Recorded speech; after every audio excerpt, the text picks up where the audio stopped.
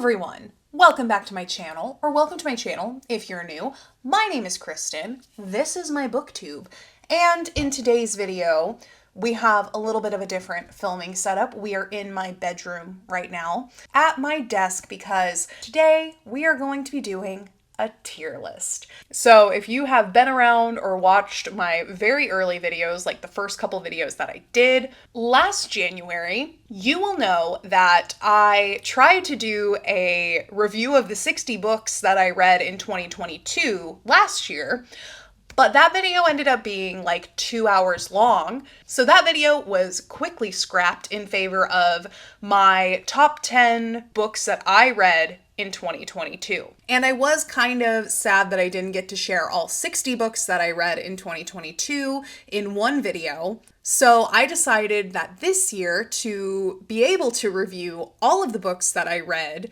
in 2023, I am going to do a tier list. So I have uploaded the covers of all 55 books that I read in 2023, and we're just gonna go through them quick fire style. I will say a little bit about each one of them, and then we'll give it a definitive ranking. And that way I can tell you a little bit about all of the books that I read in the last year. I have also created an outline. I've really put in some work to this video. I've made some notes so that I can kind of stay on track, stay on topic, and not go on too long about the books that I either really love or really hate. So with that being said, let's go ahead and introduce our tiers. So I have 6 categories in total, and they're basically ranging from S tier all the way down to F tier.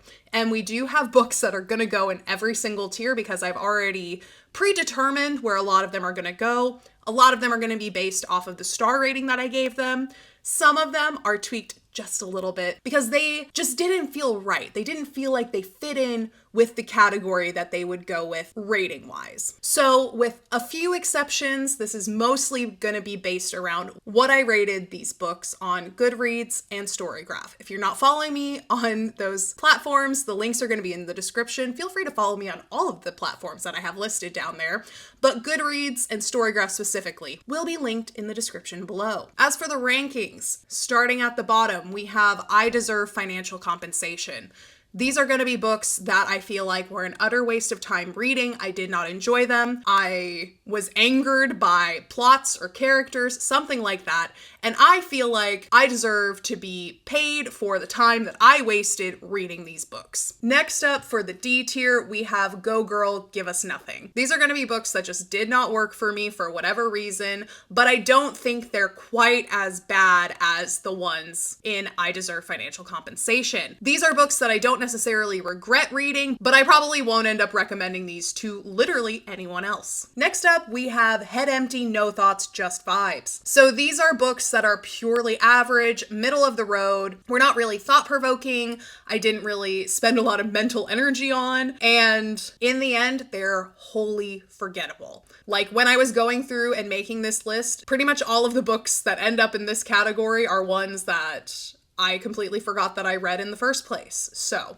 that's the vibe of that one. Then for the B tier, we have Asked for a Stanley, Got a Yeti. This tier is for the books that were decent, they were okay, there's not any big complaints that I have about them, other than I just wanted more from them. I had higher expectations. I wanted them to go certain directions, or in the case of thrillers, I wanted them to be creepier, or the twists that I had in my head were better than what the actual twists were in the book. But these are books that are okay, there's nothing really bad about them, but they're just slightly above average in my opinion. Now we're getting into the high ranked ones. For the A tier, I have There's Gold in Them There books.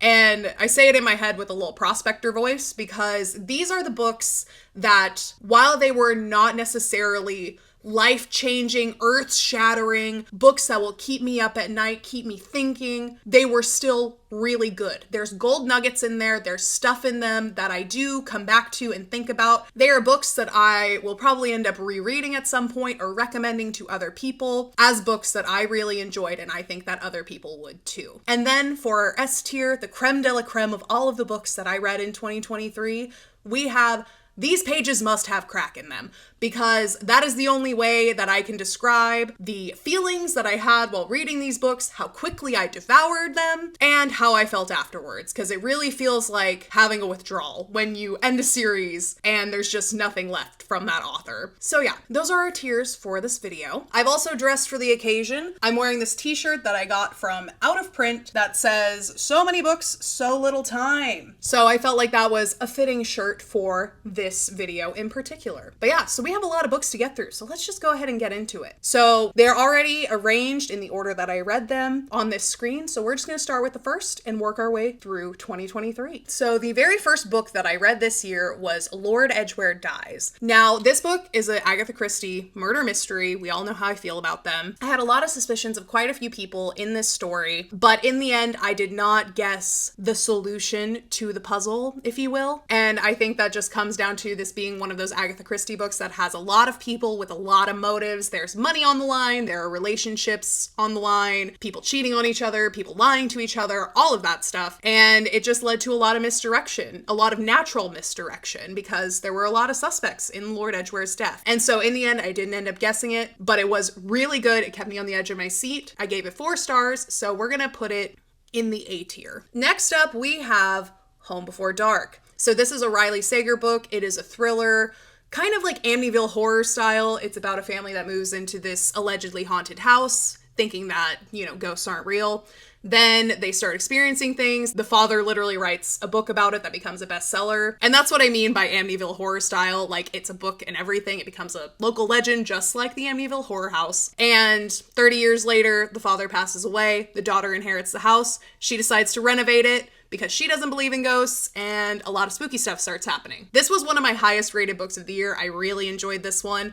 I have only read 2 Riley Sager books, but I did thoroughly enjoy both of them. And this book particularly really hit the creepy mark for me, especially because there's a lot of snakes in this book, and I personally am terrified of snakes. So they really got me there with that one. And I also didn't really end up figuring out what was going on by the time it was revealed. So with all of those things in mind, I'm rating this a high A. So it's going above Lord Edgware. I'm also going to be organizing these from high to low as well. So within each category, the highest rated ones will be to the left, lowest to the right. Next up, we have Babel. So I read this book in January, and it was my first 5-star book of the year. This book is absolutely beautiful. It is a historical reimagining, a historical fantasy. I'm not really sure what box to put it in because it is pretty unique in my opinion. It takes place at Oxford and there is like magic involved. It takes place in the 19th century at the height of the British Empire. This book covers everything from race to colonialism to academia to friendship to love, and in the end it did make me cry. So with all of those accolades, this has to be an S tier book. Next up, we have Ninth House. So this is another dark academia book that is also fantasy. So I read 2 dark academia fantasies like right next to each other. And this one was a highly addictive read.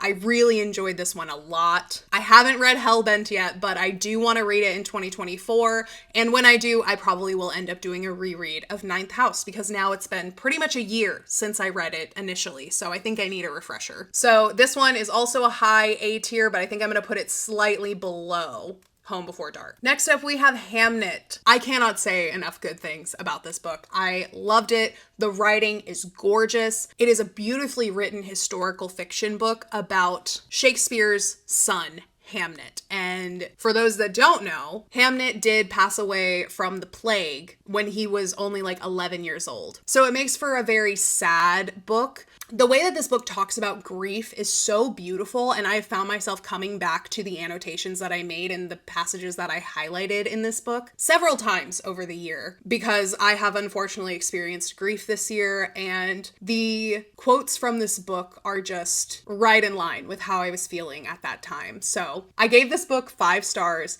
And with all of the praises that I gave it, this one also has to go in S tier. Another interesting thing about Hamnet is that Shakespeare is not directly named. He is just referred to as the father throughout the entire book. So even though it includes this person that is so big in English literature and history in general, he's not directly named because the story isn't about him. It's about Hamnet. I can't say enough good things about Hamnet. It's not particularly action-packed or funny or anything like that, but it is just beautiful. Maggie O'Farrell just has such a beautiful way of writing, and I do have other books of hers, so I am looking forward to reading more of her work, but wow, Hamnet was just such a stellar introduction to her work in general. Next, we have Book Lovers. This was my first romance of the year, and I absolutely loved it. I think this is one of my favorite romances that I've read, period, let alone just in 2023. I do think this is the highest rated romance that I read in 2023 because I gave it a 4.75. This book was nearly perfect, apparently. It's super cute, it's super cheesy, but it's self-aware, and her sister literally takes her on a trip to try to get her to have her very own Hallmark movie experience. So it is so self-aware with how cheesy it is. And obviously, the two main characters are both book lovers, which, you know, automatically brings me in as a fellow book lover. It is a natural identifier for me with these characters. And so I also felt very connected to both of them.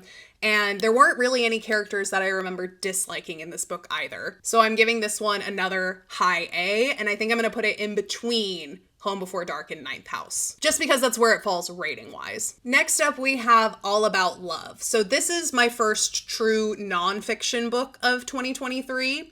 It was a book club pick for one of the book clubs that I'm in, and it was a very interesting read. I will say, like, Bell Hooks is a very famous author, and so I was excited to read a piece of her work. But with that being said, there were parts of this book that I fundamentally disagreed with. And I did annotate my book, so they're written in my book somewhere. I didn't go through and read all my annotations, but I just kind of went off the vibe that I remember having with this book. And so I remember that there were some good points made in this book, some interesting points made about love in general. However, the parts of this book that really stuck out to me were the parts where the author just seems really out of touch with the advice given in this book. I specifically remember there is a part in this book where Bell Hooks talks about having different spaces in your life, and specifically talks about having multiple homes that are decorated in different ways.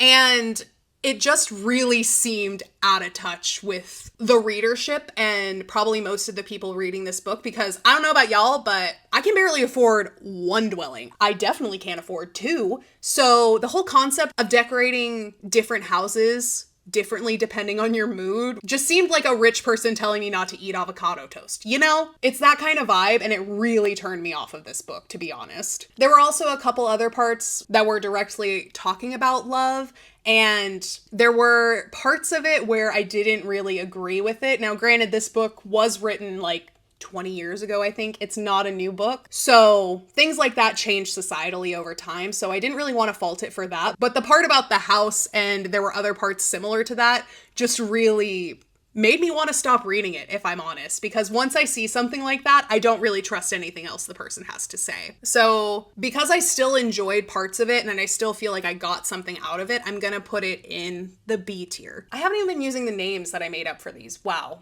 So because of all of that, I'm putting it in head empty, no thoughts, just vibes.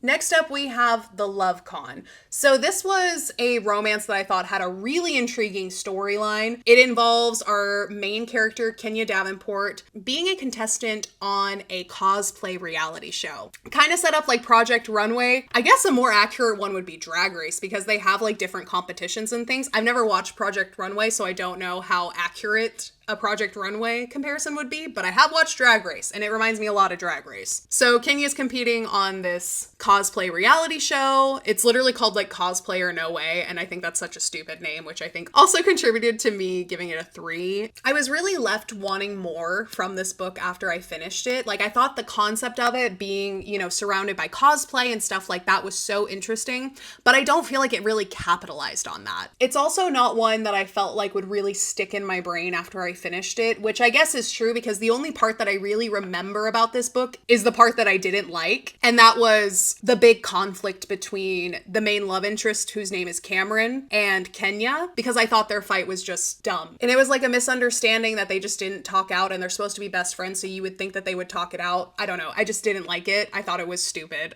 Also, the main love interest name being Cameron really turned me off of it because my older brother's name is Cameron. And that's a very personal thing, but that is something that caused me not to enjoy it, so I'm including it. But yeah, this book was very middle of the road and honestly kind of forgettable, so I ended up giving it a 3. And this is going in Head Empty, No Thoughts, Just Vibes. Oh, actually, I misspoke. All About Love is supposed to be in Asked for a Stanley but got a Yeti. So correction for that last one. It's slightly better than Head Empty, No Thoughts, Just Vibes. Next up, we have 99% Mine by Sally Thorne.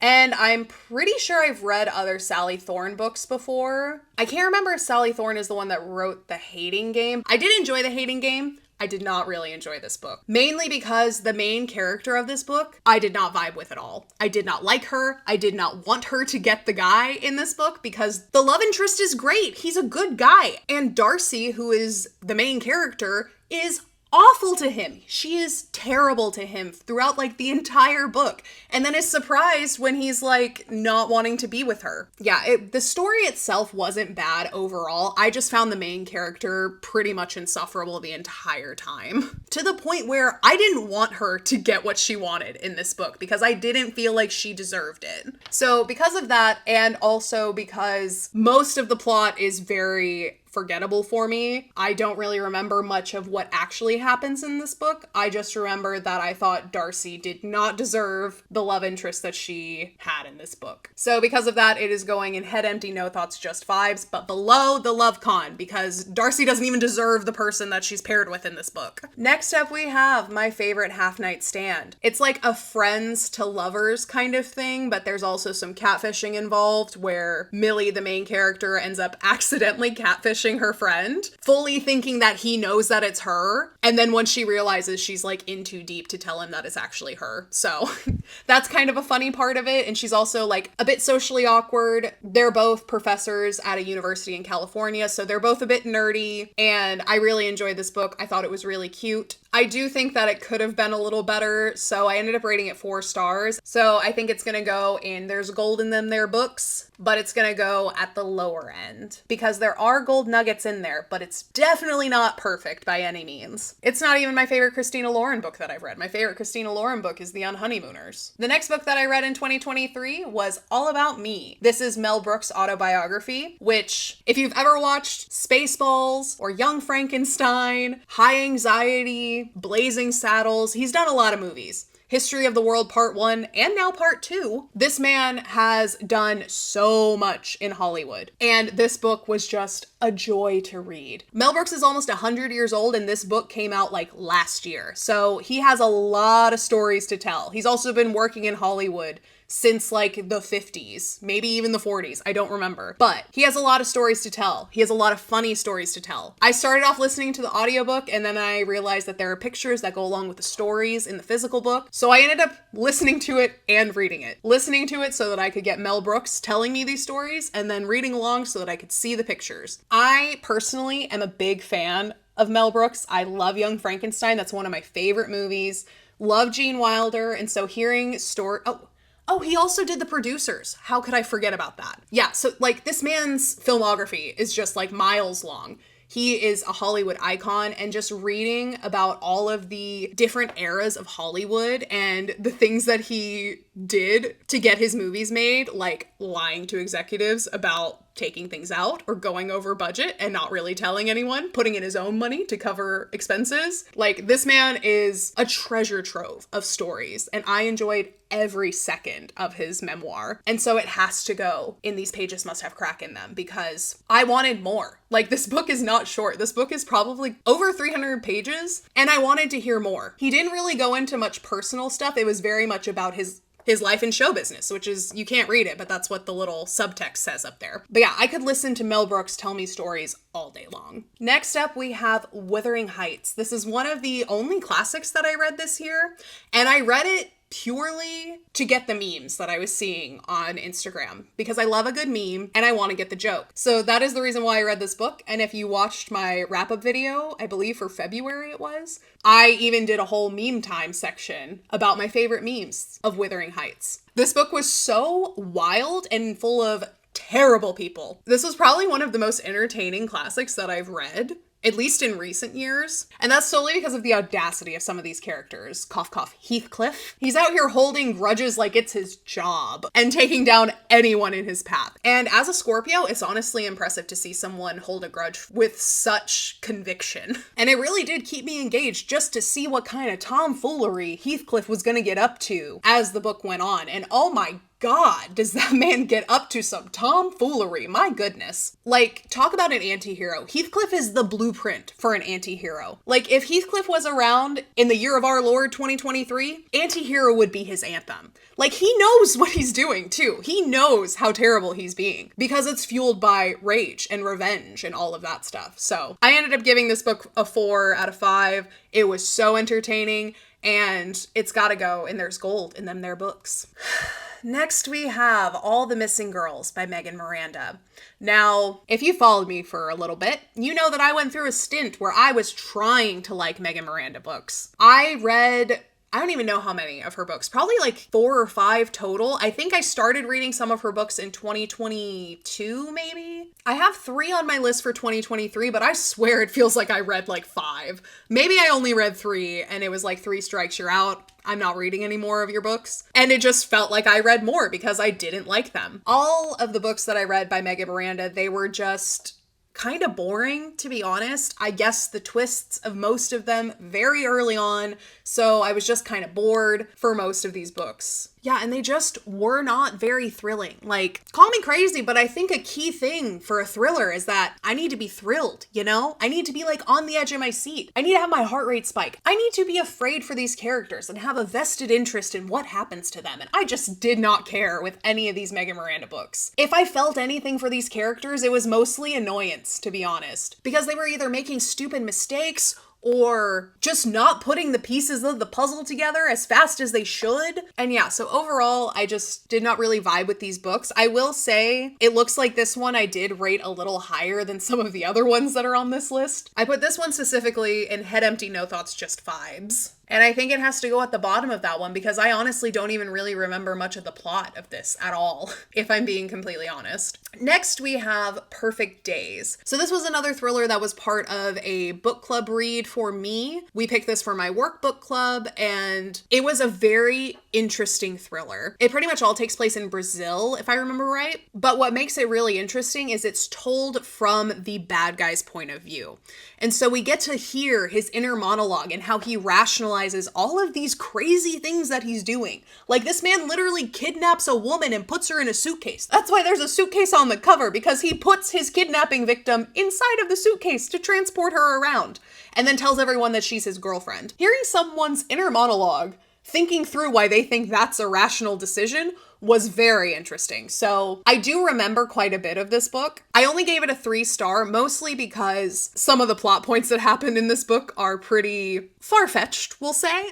Like, there are so many instances where he should have been caught in this book and he just wasn't. He just got lucky so many times and it just started to be a little unbelievable for me. And that includes the ending for the book. I did not like the ending. I think it would have been so much better if those plot points would have just been a bit more realistic, but alas, they were not. There were also some plot points in this book that just made me very frustrated with some of the choices that other characters were making. I'm not gonna lie, it frustrated me to the point where I almost didn't finish reading it, but it was a book club book, so I did finish it. I did not DNF any books this year, by the way, so any of the books that I say, like, I wanted to stop reading it, I did finish it in the end because I just don't like DNFing books because I just want to make sure that it's as bad as I think it is all the way through before I give up on it. So this one I rated 3 stars, but I'm gonna put it in C tier above All the Missing Girls because at least I remember the plot of that one. I really don't remember what happens in All the Missing Girls, other than there's multiple girls that go missing. Next, we have What Lies Between Us. This was a thriller that really hit the ground running. This book centers around Nina and Maggie, who live together in a house, but Nina keeps Maggie chained up in her attic. And I believe it's every 2 weeks, Nina switches out Maggie's short chain with a longer chain so that she can come downstairs and they can have dinner together. Also, did I mention that Maggie is Nina's mother? She's keeping her 60-year-old mother chained up in her own attic. And that's just the beginning of the crazy things that happen in this book. There's so much that goes on in this book. It was creepy. The twists were really good. I didn't see a lot of them coming. And at times it was hard to tell who was the real villain in this story. I know it sounds like it's pretty clear cut that it's Nina, but there are times when, like, I don't really think that Nina's the true villain at all times in this story. Not saying that she's innocent. She definitely is not a good person. But there are a lot of things that have happened to Nina up to this point that make it slightly more understandable why she is the way she is. Doesn't justify her for chaining her mother up in the attic, but Miss Nina really does not know how to handle her emotions at all. And it's also crazy to think that all of this is happening in a suburban English neighborhood. Like they have neighbors. And the neighbors ask Nina about her mother fairly regularly. And the fact that Nina is able to lie and say like, oh, she's in a retirement home, when in actuality she's chained up in the attic of the house, is just wild. So overall, this was a really fun thriller. I really enjoyed it. Very interesting plot. I was very invested the whole time. I ended up giving it a 4.25 out of 5. And in the rankings, I put it in There's Some Gold in Them There Books. And I think it's going to go in between Ninth House and Lord Edgware Dies. Next, we have Love on the Brain. So this is an Ali Hazelwood book, and this is part of her, I guess it's a romance series, kind of. But she has several books that are romance novels about women in STEM, and this is one of them. I've also read The Love Hypothesis, and I really enjoyed that one. And then this is the second Ali Hazelwood book that I've read. And this one centers around, I believe she's like a neuroscientist, something like that. And then he is like an astrophysicist or something like that.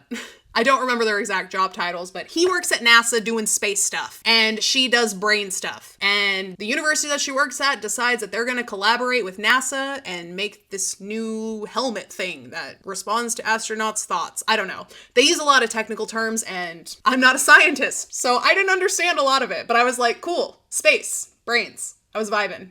But yeah, this was a really cute romance. I did enjoy the relationship between these two. It was an enemies to lovers kind of romance. They knew each other before this work project. They were in the same PhD program, and they had a rivalry. It was super cute. I really enjoyed it. I had actually been to the Space Center in Houston where a lot of this book takes place not too long before I read it. So it was also kind of fun to have like that visual in my head as well. Not that I got to go into any of like the actual restricted areas that they were talking about in this book, but I had been to the Space Center, so I was kind of familiar with like the outside parts that they were talking about in the book, and that just made it a little more fun for me. I ended up giving this book 4 stars, and I will say it was higher than that until it got to the end. The last couple chapters, it really goes off the rails. And like, for no good reason, to be honest. It really just takes like a hard left turn towards the end, and I was not expecting it. I had to stop reading for a little bit to like get my bearings as to what was going on, and it was really intense, and I just didn't really expect that from this book. I also think that like it could have had a different ending. Like the big twist that happened didn't really need to happen, and yeah, it was just kind of off-putting in my opinion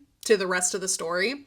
But nonetheless, I still really enjoyed it. I gave it 4 stars, so we're gonna put it up in There's Gold in Them There Books. Alrighty, next we have Rock, Paper, Scissors. This was, I believe, my second Alice Feeney book. I read my first Alice Feeney book in 2022, and it was Daisy Darker, and I absolutely loved that one. And so I decided to pick up Rock, Paper, Scissors, because when you pick up an Alice Feeney book, this is the book that they tout on the cover, you know? This is the book that they say, New York Times best-selling author of Rock, Paper, Scissors. So I figured I should read the book that is emblazoned across the rest of the book covers that she has. And I understand why it is the one that's plastered all over the covers of the other books, because it was really good. It was a very solid thriller.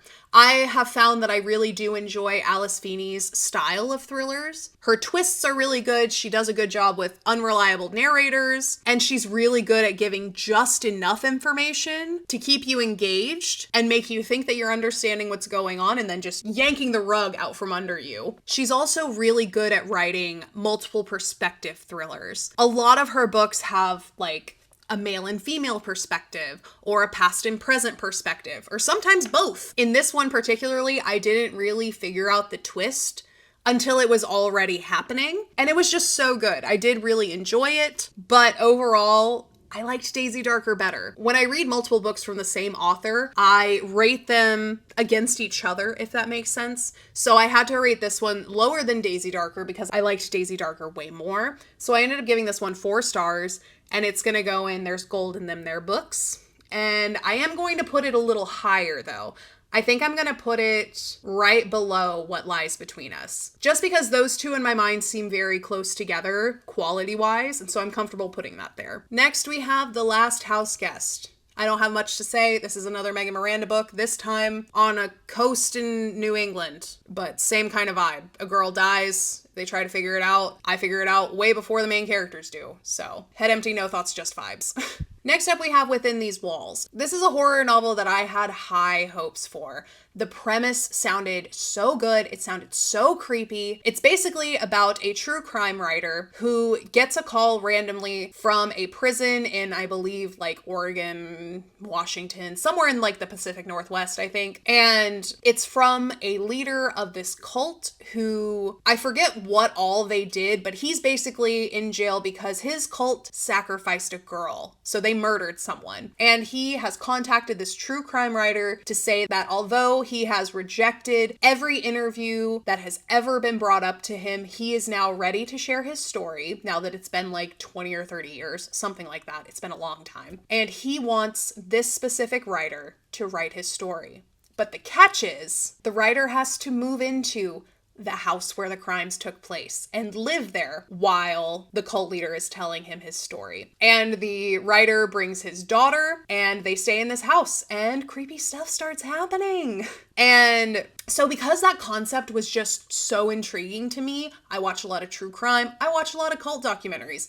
I wanted to see this and see what happened within these walls, as the title would suggest. And the biggest disappointment for me in this book is it just wasn't that creepy. Like, it had its moments where it was starting to get eerie and it was starting to get creepy, and then it just fell flat. It like lost all of its steam, and that's my biggest complaint with it, is it just wasn't scary enough. I came into this book expecting to be afraid of the dark by the end, and I did not get that. And so this book really is the poster child for Asked for a Stanley but got a Yeti. So I'm putting it high on that tier. Next up, we have Watching You.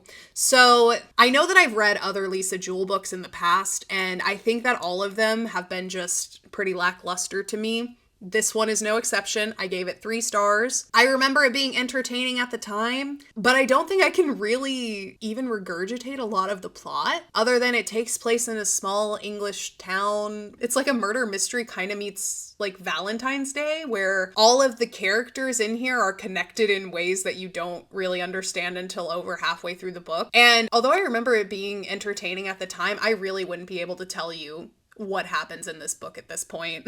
And so for that reason, it is also going in Head Empty, No Thoughts, Just Vibes. But it's going above the Megan Miranda books because nothing is lower than Megan Miranda in this tier. Next up, we have Pretty Girls. This was probably the longest and craziest thriller that I read this year. I read this book because 2 of my friends had read it and told me that I had to drop whatever I was reading and just start this book because it was insane. And they were not lying. This book is absolutely wild from start to finish. It hits the ground running, and the audiobook is 20 hours long. Most thrillers are like 10 hours, 12 hours max. But somehow Karen Slaughter kept this book interesting and thrilling for 20 hours, which in itself is insane to me. The physical book, over 500 pages. Like, this is a long thriller. And you don't find thrillers that long. Like, it's hard to keep a thriller engaging for that long. But Miss Slaughter did that. She really did. It had me on the edge of my seat. It gave me chills. It had me whispering, like, what the fuck, to myself so much. And I even had to pause it at times because I just had to take in everything that was happening and sit with it for a minute. Contrary to Watching You and all the Megan Miranda books, this book stuck with me for so long. I even still remember a lot of it now. I'm pretty sure that I could recount to you a lot of the big plot twists in this book if I so wanted to, but I'm not going to, because if you want to know, you should read this book yourself. That's how you know it's good, because I'm not going to tell you what happens in this book. Other than it is crazy. If you enjoy a creepy thriller, maybe give it a shot. I will give a disclaimer and say that there is a lot of body horror in this book. There is torture, there is sexual abuse, and the descriptions of what happens to the victims in this book are quite detailed. So if you are sensitive to anything like that, maybe skip this book. But if you can handle some body gore, some body horror, I'm not particularly big on it, but this book was so good that I pushed past it. I would give this book a read. It is definitely in There's Gold in Them There books, and it is up high. I would put it like right after Home Before Dark, just like that. All right, next up we have The Housemaid. This was another book club book that I read for my workbook club, and I think that this is the start of a bit of a reading slump for me. I had come off the heels of Pretty Girls, and I had immediately read The Housemaid, which The Housemaid's not bad. It just pales in comparison to a book like Pretty Girls for me. It was a decent thriller. It was predictable, so coming off the heels of a book where I could not even venture a guess into where the plot was going, having a book where I could quite literally see the writing on the walls, or rather see the scratches on the walls that gave away what was happening, it just didn't do it for me, really. And this is also one of those thrillers where the danger is pretty obvious, and it's pretty obvious who the bad guy is in this book. At least to me it was. And yet somehow the main character just does not see it. Somehow she just does not understand what's going on. But if you were paying attention while reading this book, you could definitely see what was gonna happen within like maybe the first 10 chapters. I still rated it 3.5 stars because I do think that it was written well. I can see how the other people in my book club enjoyed it more than I did. It just didn't really satisfy me. It didn't hit the spot. So for those reasons, it's going in Asked for a Stanley but got a Yeti, and I'm gonna put it above All About Love, but under Within These Walls, because at least Within These Walls, I didn't really guess what the ending was, but this one I had figured out pretty early on. Next we have Never Have I Ever. So this book was so forgettable. I vaguely remember the plot. It's very generic, I would say, as far as thrillers go. It's, you know, perfect suburban town, main character who seems like she's got it all. You know, she's got the successful husband, the good stepkid, her own baby. She's a scuba instructor. She doesn't have to work, but she does just for the fun of it. She has a book club with her other Stepford wife friends in her neighborhood. It's just so painfully average to me.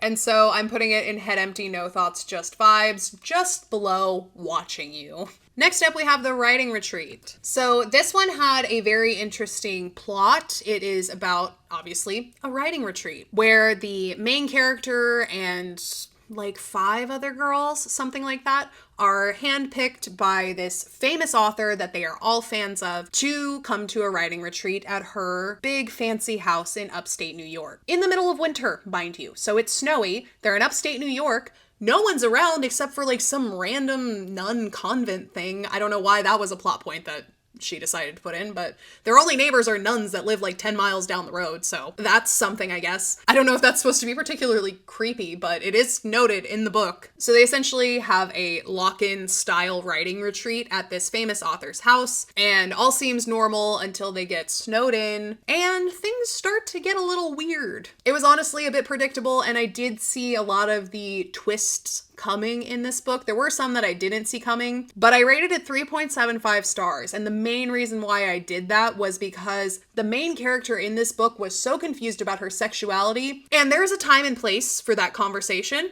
It's not when your life is in danger in a creepy murder castle. That's not when you have those thoughts of like, maybe I like girls. That's not when that happens, okay?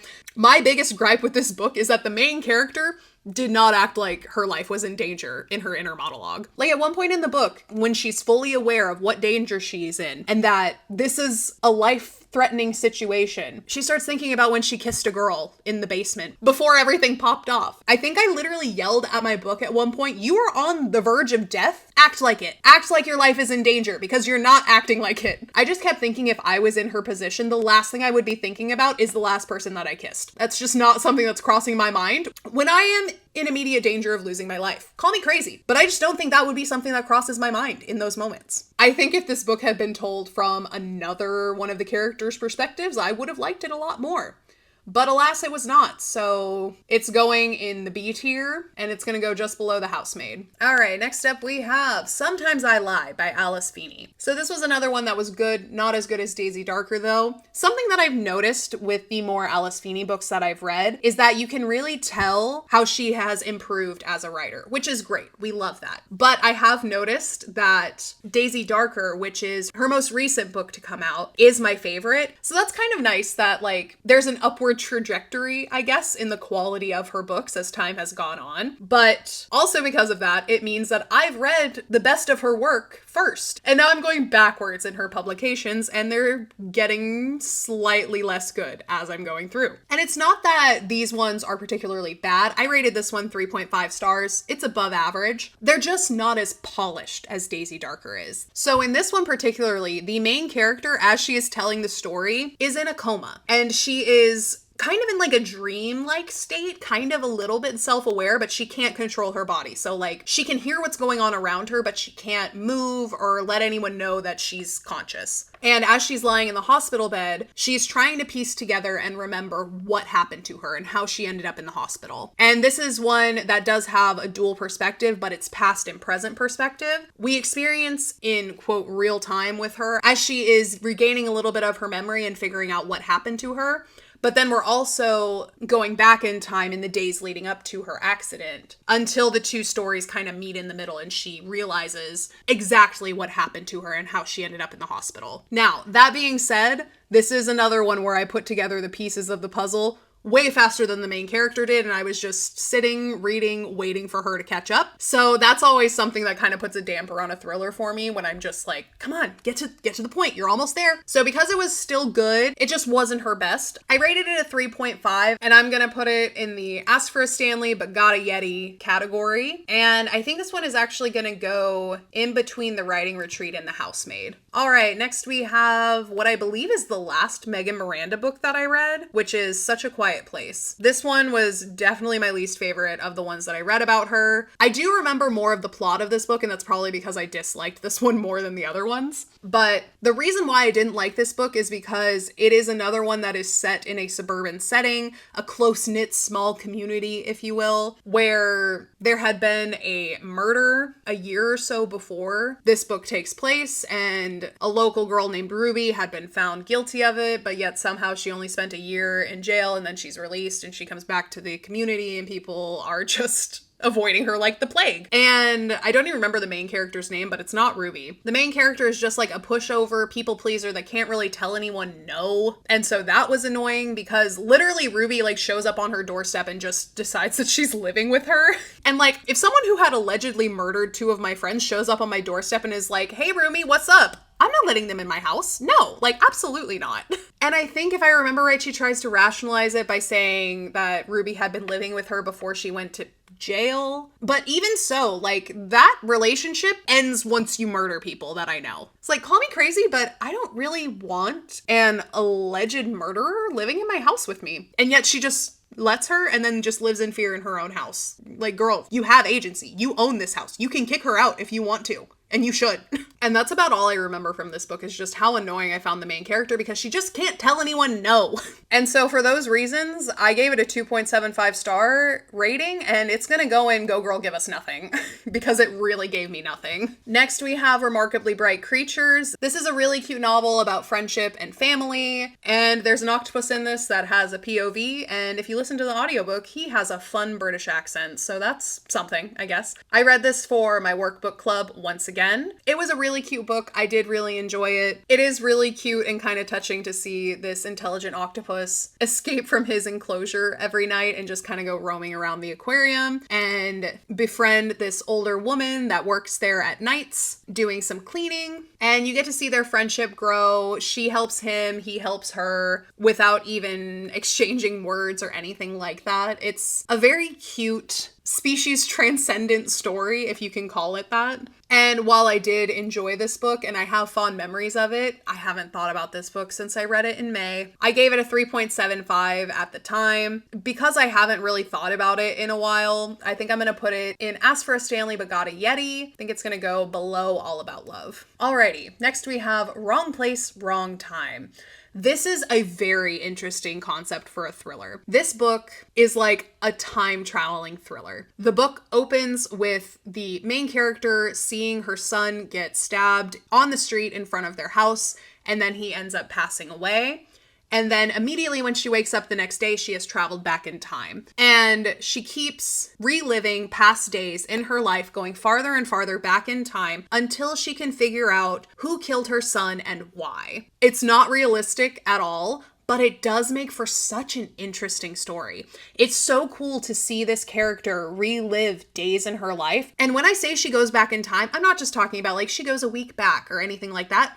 She goes back like 20 years. She goes back a long way. And it's just so interesting to see her relive specific days in her life and hear what she remembers about them, what little things she picks up on that she didn't notice the first time around that end up being vital to figuring out what happened to her son. This book was so interesting. I have since bought another Gillian McAllister book that is now sitting on my shelf in my living room, solely because I remembered liking this book a lot. I ended up rating it 4 stars. I didn't see the twist coming, and there were probably some parts that I had qualms with that I've forgotten now that made me rate it 4 stars instead of 5. But I do remember really enjoying this book and thinking that it was a very unique concept for a thriller. So I think it's got to go in There's Gold in Them There Books. And I'm gonna put it just below Rock, Paper, Scissors. All right, next we have The 3-Act Tragedy by Agatha Christie. This was a very mid-range Agatha Christie whodunit for me.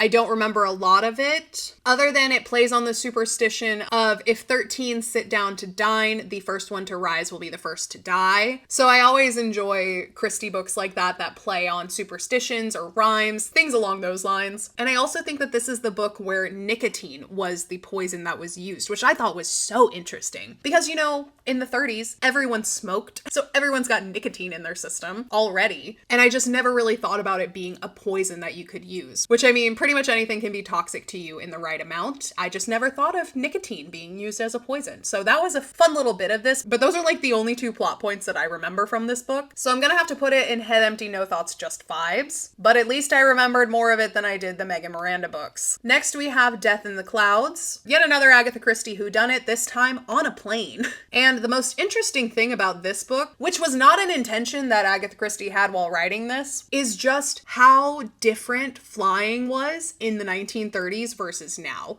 Like, they are on some little, like, propeller plane that has, like, 8 seats in it, and someone is murdered.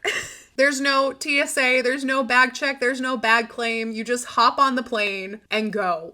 And it's just so interesting because it's so different from how flying is now. And so I think that was my biggest takeaway from this story. The plot itself was fun, and the use of a blow dart and blaming it on a bee sting was an interesting tactic, I guess, for the murderer to use. But I still think as far as Agatha Christie's writing goes, this is a very mid-tier book. Next, we have The Perfect Marriage. So this book centers around a high-powered lawyer in DC and her husband, who is a flailing writer. I don't know. He's not a very successful writer, but he's a writer nonetheless, I guess. I guess any of us could say that we're writers and just do as well as he does. But the husband is arrested for the murder of his mistress, and his lawyer wife decides to represent him in court. Which, I mean, I'm no lawyer. I don't know that much about the law, but from what I do know, I think that's a bit of a no-no. Like, I'm pretty sure that most people that are lawyers would not represent their spouses in court, especially not for the murder of their mistress.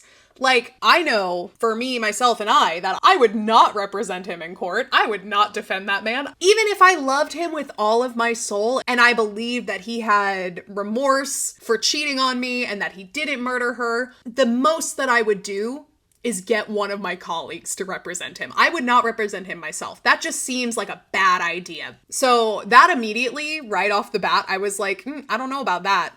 And I did pretty much guess the biggest twist in this book right off the bat, but I did not see the very end coming. So I ended up giving it a 3.5 out of 5 because there were things that I didn't see coming, but a hefty majority of the book I did. And so because of that, this is gonna go in Asked for a Stanley but Got a Yeti. Alrighty, next we have the Iliad. This was a reread for me. I read the Iliad in undergrad and I read it again for fun. It's a classic for a reason. Even though I read it before, I still enjoyed it. I gave it a 4 out of 5. And so I'm gonna put it in There's Gold in Them There Books because, I mean, it stood the test of time. It's so old. It's one of like probably the oldest and most culturally impactful stories out there, at least for the Western Hemisphere. Like, there's just so much pop culture stuff and like references to Greek mythology and references to this work specifically that It deserves to be in the A tier. I think I'm going to put it next to Withering Heights though, because I feel like the classics just need to be next to each other, you know? And staying in the same vein with the Trojan War, we have Troy by Stephen Fry. So this is like the modernized retelling of the Iliad, and I absolutely adore Stephen Fry. I love him so much. I love his whole Mythos trilogy. I've read them all before. I only read Troy this time, but I have read Heroes and Mythos as well. I own all three. They are on my bookshelves right now. I just think that he has such a good way of taking a story like the Iliad and making it more modern and making it more fun, more accessible, getting more people into Greek mythology than were into it before, and I love that so much, and I think Stephen Fry needs to be protected at all costs. That's all I'm gonna say. He narrates the audiobooks, and the audiobooks are so good, and if you are someone who wants to be into Greek mythology, wants to know more about the story of the Iliad and the Trojan War, but you don't want to go as far as reading the Iliad for fun like I did, Troy will give you all of the information that you need to know in an entertaining and fun format. I gave this book 5 stars, and it's got to go into these pages must have crack in them because it's so good. I have no notes on it. I have nothing negative to say about that book. Alrighty, now we are getting fully into the fantasy mode with Acatar. This is also my second time reading Acatar. This is, the book talk craze that has a chokehold on pretty much every female reader that I know. And for a good reason. It's a good story. The world building is really good. I went into reading this the first time expecting not to really like it. I read it for a book club like 2 years ago, I think, and I fully did not think I was going to enjoy it. Lo and behold, I've now read it twice. And it's just as good, if not better, the second time. I really enjoyed this book both times. It's got such good world building, such good character development. It's so intricate and action-packed. Every book is a roller coaster ride for different reasons. Well, maybe not every book. We'll get there. Frost and Starlight's not a roller coaster at all. Aside from Frost and Starlight, all of the other books are a wild ride for very different reasons, and they're just so exciting, so engaging, and this book series has gotten so many people back into reading, which is amazing. And so because of all of that, even though I rated this book 4.75, it's got to go into these pages must have crack in them because, my God, the way that this book has a chokehold on the internet, there's got to be crack in them pages. And it also needs to go higher because it just does. I'm not going to put it above Babel because I can't do that. I can't put it above Babel. Alrighty, and then we have the second book in the series, A Court of Mist and Fury. This one is everyone's favorite of the series, but it's not my favorite. It's really good. It is a close second, but this one is not my favorite book in the series. But I understand why people do love it so much. It's a really good slow burn romance. This one definitely leans more into the romance side of the romance fantasy genre, and people ate it up. It really heats up towards the second half of the book. Chapters 54 and 55, if you know, you know. But those chapters really are a turning point in this series. The content of this book really changes how you view the first book. And I'm a sucker for a good reveal, and this one does a great job with it. And I do love this book a lot. And even though I rated it 4.5 out of 5, it still has to go in There's Crack in Them, Their Pages. That's the combination of 2 of them. It still has to go in These Pages Must Have Crack in Them because of how insanely popular this book is. Even though it's not my favorite of the series, I understand why it's so many people's favorite and why people keep coming back to this book over and over again. I've even heard of some of my friends rereading only this book and not the entire series, which I think is so interesting that there is such an attachment to this book that people are willing to reread just this book. And now we have A Court of Wings and Ruin. This one is my personal favorite. I absolutely love this book so much. I gave it 5 stars. I don't have anything negative to say about this book at all. I love every second of this book. It is absolutely insane from start to finish, has the biggest roller coaster ride, so many twists, so many turns, action-packed. There's a literal war that happens in this book. I feel like Stefan on Saturday Night Live. Like, this book has everything. War, espionage, sabotage, plotting, scheming, murder, magic, fighting, running through the woods, interacting with death gods. There is so much that happens in this book. Politics, military training, and it's all good. I've read this book twice now. I still came out with no notes and puffy eyes from crying because it's that good. Like, I have absolutely no criticism to give on this book except for I need more. Miss Moss, I need more shit like this. Please write the next one faster because I am in need. And so because of all of that, it is going with its brethren in These Pages Must Have Crack in Them because, oh my God, I just can't. As I said, these are in order. In the middle of my Acatar reread, I read Fourth Wing, which is an insane thing to say because not only does Acatar have a stranglehold on the internet, the second in line is probably Fourth Wing. It's not totally my fault that I read this in the middle of reading Acatar because this was a book club pick.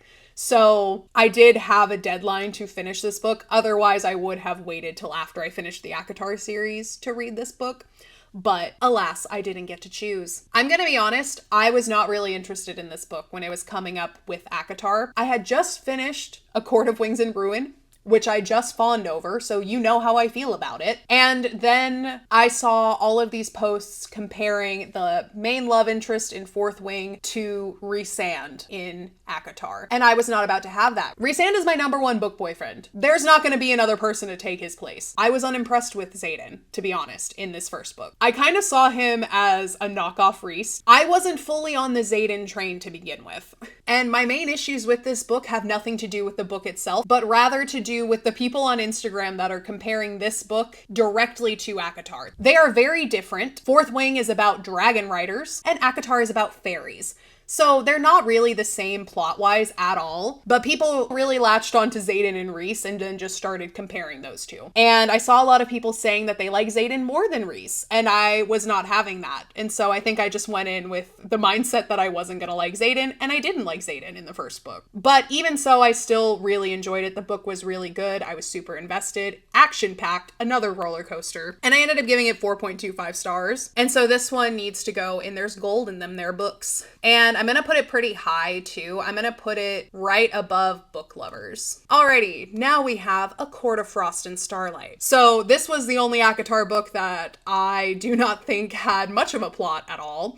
This was really like a palate cleanser for after A Court of Wings and Ruin. So many people refer to this book as like the Acatar Christmas special, and that's really what it is. It is the definition of head empty, no thoughts, just vibes. It's literally just the gang at Christmas. They have snowball fights, they drink hot cocoa, they exchange presents. It's Christmas. They call it solstice. It's Christmas. And there was literally no plot development. Nesta is there, forced to hang out with everyone, and she's cranky about it, except for Amren. Amren's the only one that she likes. But yeah, this one is very much not on par with the rest of the books. I gave it a 3 out of 5. It is quite literally the definition of head empty, no thoughts, just vibes. So it's gonna go in the top spot for that category. Next we have His and Hers by Alice Feeney. So yet another Alice Feeney book. This one was a bit better than Sometimes I Lie, in my opinion. It's another one with a dual perspective. This time, obviously, it's his and hers. And it centers around these two people that are drawn to a murder scene. He's drawn there because he's a police officer, and she is drawn there because she's a reporter. And they are also exes. They were married at one point, and they are now divorced. And lo and behold, the murder is also connected to both of them. The twists in this were pretty good, but they weren't wholly unexpected. In addition to the dual perspective, there is also a past-present perspective as well. So there's a lot of different perspectives going on in this book. But that doesn't make it hard to follow along really at all. At least in my opinion, it didn't make it hard to follow along. I personally always have issues with thrillers that have police or detectives that work on a case that they have direct investment in. In this particular book, both of the main characters know the person that has been murdered. And call me crazy, I think that's a conflict of interest. And at the very least, the police officer shouldn't be on that case because it's a conflict of interest. Though he does mention that he doesn't tell anyone that he knows the victim, I still don't like it. I don't like it when thrillers go that route because it just takes me out of the story. It makes it less believable to me, but I digress. It's still a pretty good thriller.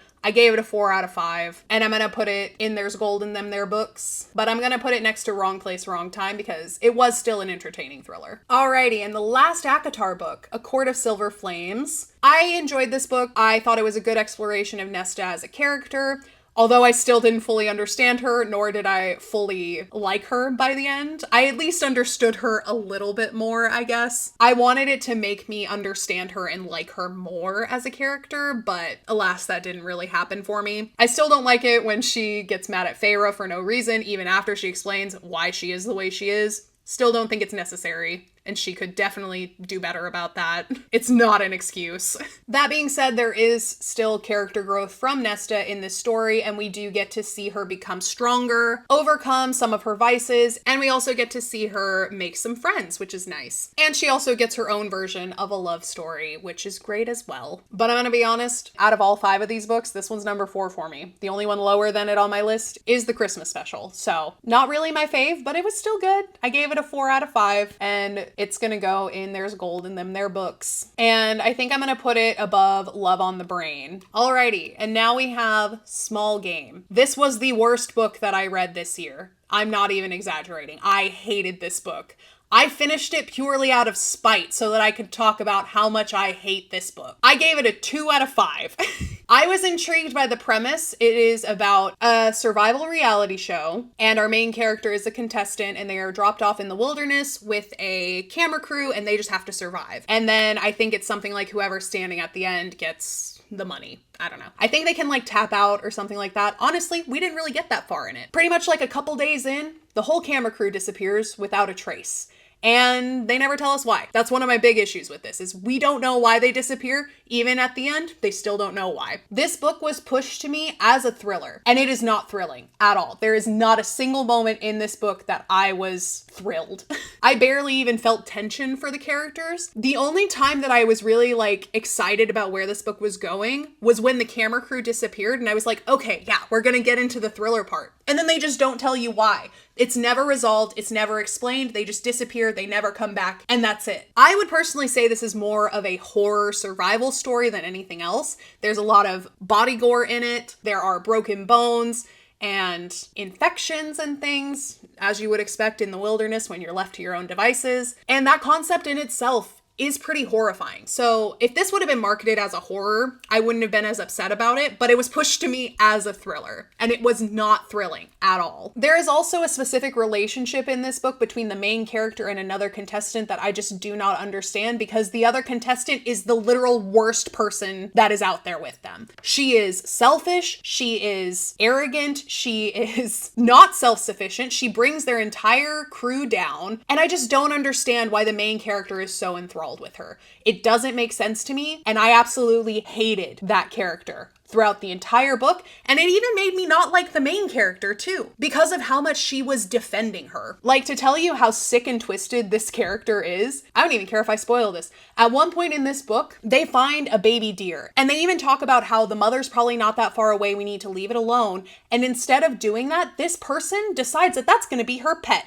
They don't have any food. They have no way of taking care of this little fawn. And she decides that she's gonna adopt this deer. And then she just lets it die. She doesn't feed it. She doesn't do anything to take care of it. She literally just holds it, pets it, lets it turn to skin and bones in her arm. And that was it for me. I wanted to jump through my phone into the audiobook and hit her. I got so heated and so mad. I have never wanted to fight a fictional character more in my life than I wanted to fight that girl in that moment. I hated this book with every fiber of my being, and I deserve financial compensation for it. I deserve my time back, I deserve financial compensation, and if I owned this book, I would set it on fire. That is how much I hated this book. And before you ask, yes, this book is the reason why I created this bottom tier, because of how much I hated it. Okay. Ooh, I got a little heated again. Even just thinking about that book and recounting that one part gets me so angry. If it isn't obvious, I love little furry animals. And so that part in that book just, ooh, it just set me off. It pushed all my buttons in the worst way possible. And I was so close to not finishing that book, but I did finish it purely out of spite.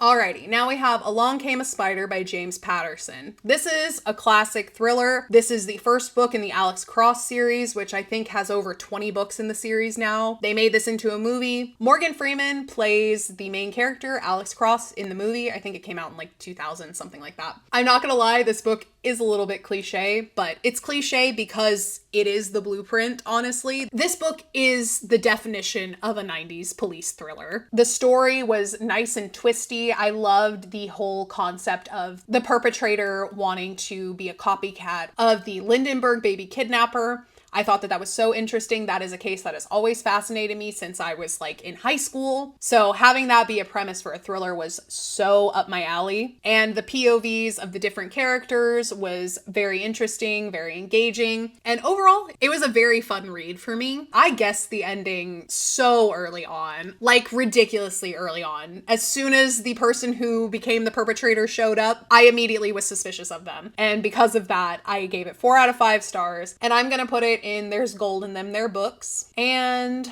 I think I'm gonna put it right in between my favorite Half Night Stand and Withering Heights. Next up, we have The Last House on Needless Street. This is yet another thriller with an unreliable narrator, and I'm sure it would be more confusing if you weren't paying close attention to the small details that are mentioned in this book. That is really where I started piecing this book together, was in the small details. And I'm talking things like the color of the carpet, the way that the door sounds, certain verbiage that's used. It's very small details that are very easy to overlook, but that is where the secrets of this story start to come together a little bit. I did not guess the exact ending of this book, but I was in the right ballpark. I had the right idea. I just didn't figure it out entirely on my own before it came across in the actual book. There were some parts of this book that did make me roll my eyes because they weren't very believable. Specifically, there's a character in this book that is allegedly terrified of snakes, yet she picks one up in the book because she thinks it's dead. I am someone who is actually terrified of snakes. You could not pay me to touch one, whether it's dead or alive. I'm not going anywhere near it. As soon as I see it, I run in the other direction. So it doesn't make sense to me that someone who is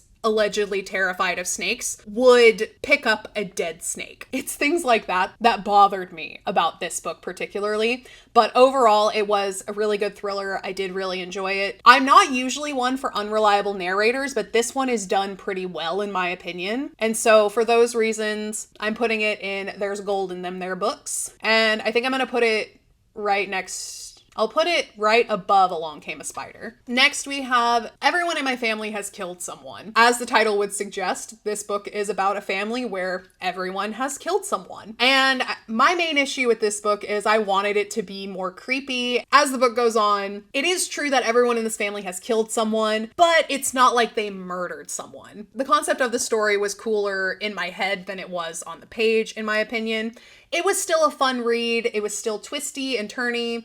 And it was more funny than I expected it to be. It takes place in Australia, which is also fun. I don't read many books that take place in Australia, but it was a nice change of pace from the ones that take place in the UK and the US. And because it was a little more on the comedic side, it just wasn't that creepy to me, nor was it really that thrilling, except for a couple parts here and there. And I will say that I did pretty much guess the ending as well. Very early on. Like, it was pretty sus from the get-go. I don't know how other characters in this book did not see it, but all that being said, I'm going to put this one in Asked for a Stanley and Got a Yeti because I didn't get what I wanted out of this book. I'm gonna put it right under The Perfect Marriage. Next, we have A Flicker in the Dark. This was another book club pick for my work book club. And this thriller had an interesting concept because it centers around a main character whose father confessed to a string of serial murders when she was around like 13 or so. And then all of these years later, while her father is in prison,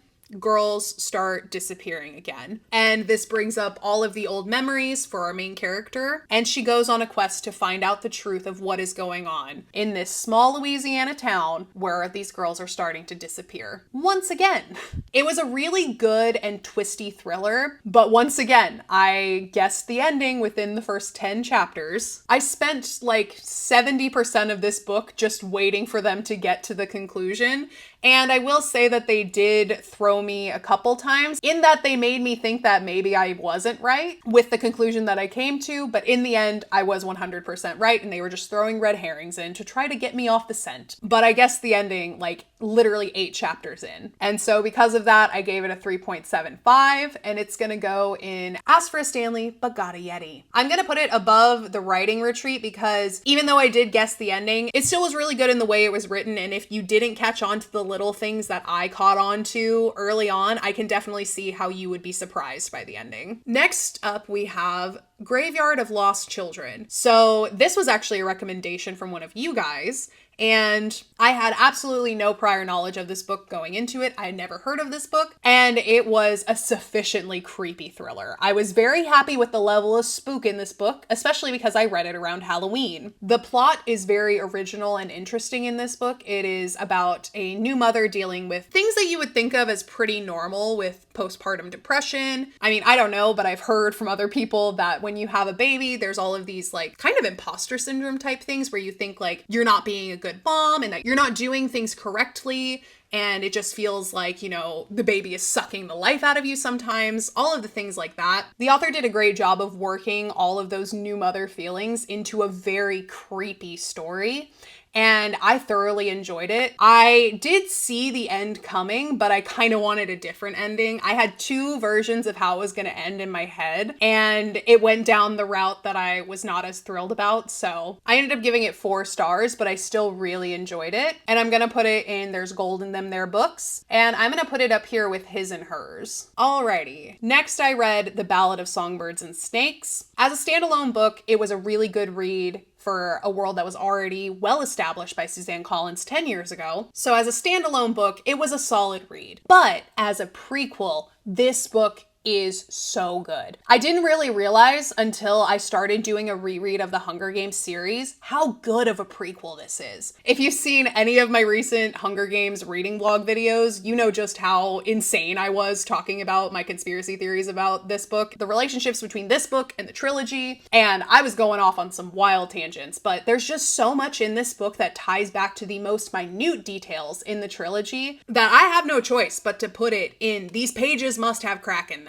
Because even if this book as a standalone, I only gave 4 stars, what it adds to the series as a whole has kept me thinking about this book for months after I read it. I read this book in late October, early November. It is now January 5th, and I am still thinking about this book and all of the different connections that it has with the entire trilogy. It's not just like it ties in these like big obvious ways.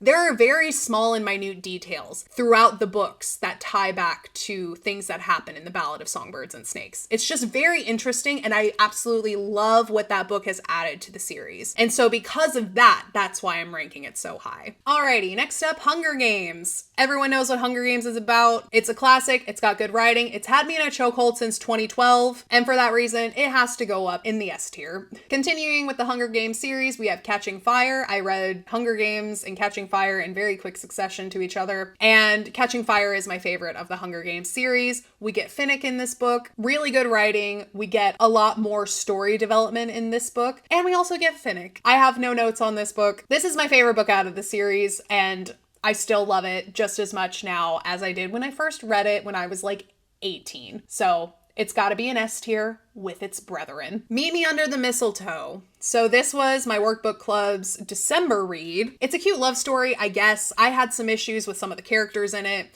The main character herself isn't that bad, but she's friends with all of these like rich kids who are just self-obsessed and just don't seem like good people to me. They're all snobby. There is a character who tries to sleep with her even though his wife is there with him. And my dislike for the side characters in combination with the fact that I think that their big fight in this book is so stupid, I ended up giving this book 2.5 stars. I know this author has other Christmas books that people really like, but this one just did not do it for me. And so I'm putting this one in Go Girl Give Us Nothing. Because I do remember the plot, I just don't think it's worthy of repeating. It's really not that great, in my opinion.